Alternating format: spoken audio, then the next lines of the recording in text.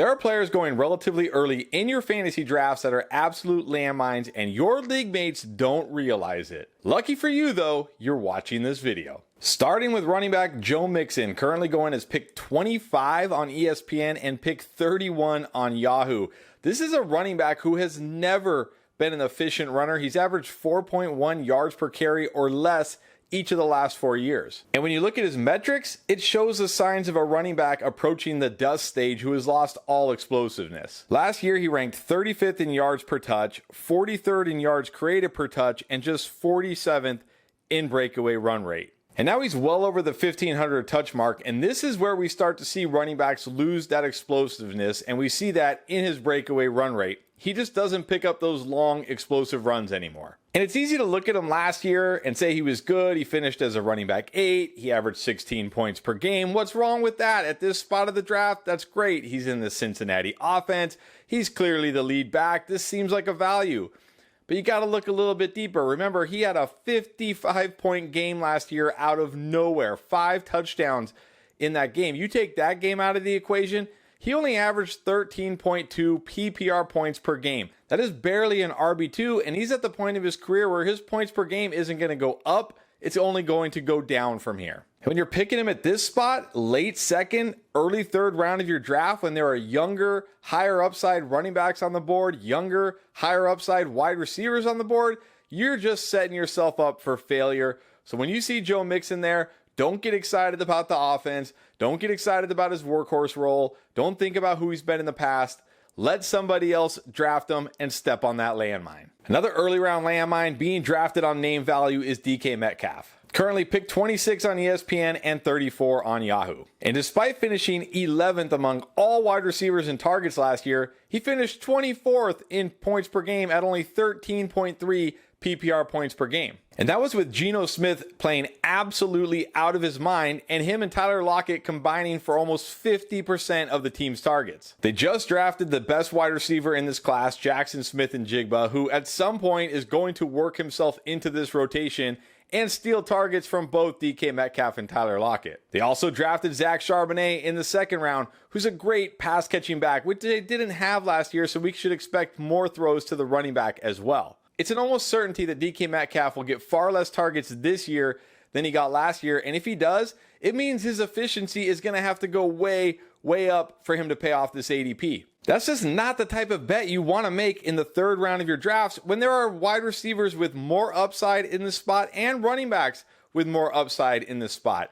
Ignore the name DK Metcalf. I get it. He's a great player. He's been a fantasy stud in the past. Ignore the name. Draft somebody else. Avoid that landmine. Your league mates can step on it instead. Another player I'm shocked to be seeing going this early is Aaron Jones. Pick 32 on ESPN and pick 30 on Yahoo? I mean, he wasn't terrible last year, but he certainly wasn't the league winner everybody said he was going to be because Devontae Adams is gone. But now that Aaron Rodgers is gone, everybody's back on the Aaron Jones train. He only finished as a top 24 running back 9 times last year and a top 15 running back only 7 times. He wasn't bad, but he wasn't great. He was just kind of okay. And we also started to see A.J. Dillon eat into his work. He had almost 50% of the snaps last year and almost 50 targets. And while Jones was still an efficient runner, he's now a 29-year-old running back who's very close, basically at the 1,300 touch mark. And one of the major aspects of his value were all those Aaron Rodgers dump-offs. Aaron Rodgers trusted him, and he also ranked as a top 15 quarterback in checkdown rate. We don't know if that's going to be the case with Jordan Love. We have no idea there. If he's not getting those easy receptions that he got with Aaron Rodgers, that's going to really hurt his value. And then lastly, we can't expect a ton of touchdowns. Obviously, this offense may not be as efficient and as good without Aaron Rodgers, but also he had less than 50% of the carries inside the team's 5-yard line. That was A.J. Dillon's role. So we could see Aaron Jones get significantly less targets this year, significantly less goal line red zone work, and if that happens, his value is going to take a major hit. I still think he'll be an okay low-end RB2, startable most weeks, but that's not what you want in your third round of your fantasy drafts. There are players with significantly more upside here, significantly less risk. Don't draft Aaron Jones. His best days are far behind him.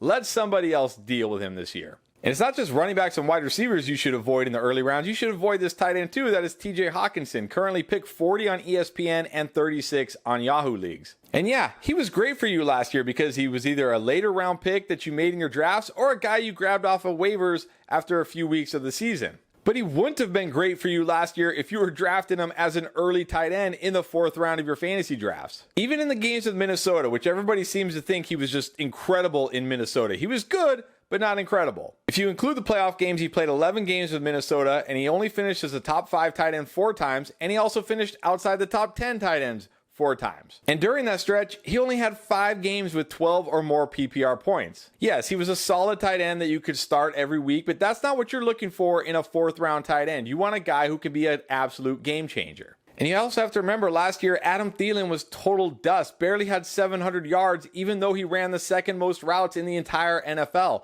They just went out and drafted Jordan Addison, one of the most talented wide receivers in this class. If he gets that kind of route usage that Adam Thielen did, he'll get significantly more targets, yards, receptions, and that's going to hurt TJ Hockenson. I don't think TJ Hockenson will be an outright bust this year. I don't think he'll be bad. I think he'll still be most weeks a startable tight end that you can just set and forget. But again, you can get guys like that later in your draft. You don't have to draft them in round 4 when there are better running backs and better wide receivers still on the board. This is not how you win fantasy. Don't waste an early round pick on a tight end who can't be an absolute league breaker at the position, and TJ Hockenson just can't be that guy.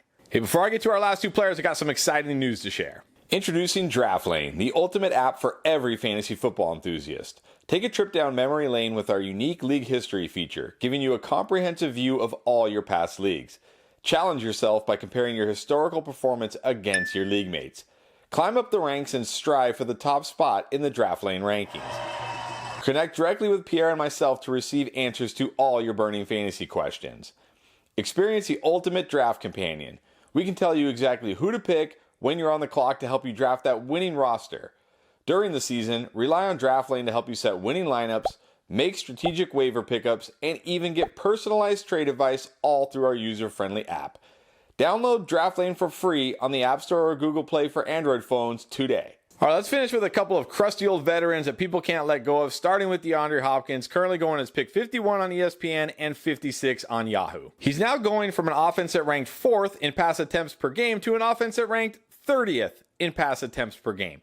And sure, the Titans may throw a little bit more. You don't go out and get DeAndre Hopkins if you're going to be 30th in pass attempts per game.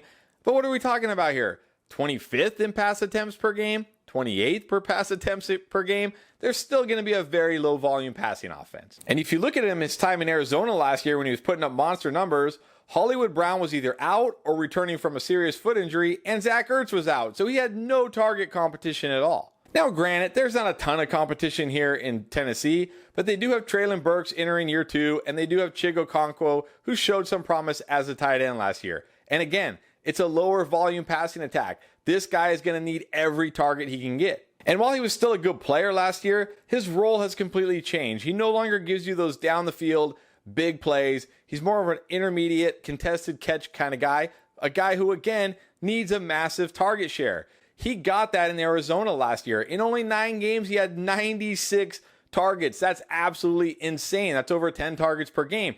He might not get 10 targets in any game this year in this offense. Also, we know this team, when they get near the goal line, they're not dropping back to pass. This isn't the Chiefs with Patrick Mahomes. They're giving it to Derrick Henry, and they're giving it to him again, and again, and again. And he's either going to score, or they're going to kick a field goal, or they're going to get stopped on 4th down.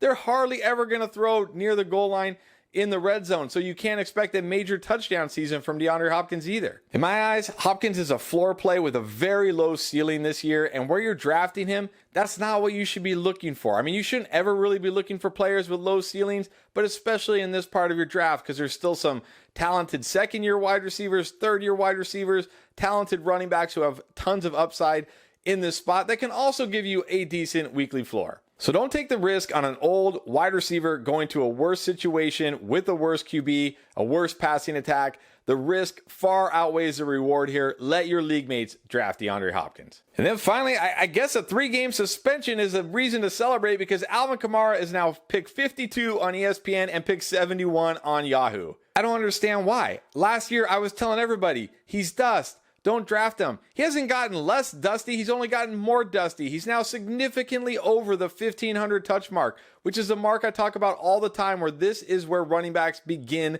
the end. Running backs in this range never get better, they only get worse, and that does include Derrick Henry, who was over the 1,500 touch mark and got worse last year than the year prior, even though he was still good. And when you look at his metrics, it screams dusty running back. He ranked 25th in yards per touch last year, 15th in yards created per touch, and just 48th in breakaway run rate. He's also seen his efficiency plummet after averaging at least 4.6 yards per carry every year. He's been at 3.7 and 4 yards per carry the last 2 years. But what's really concerning to me are his touchdowns. In 2020, he ranked 4th in red zone touches. In 2021, he was 5th.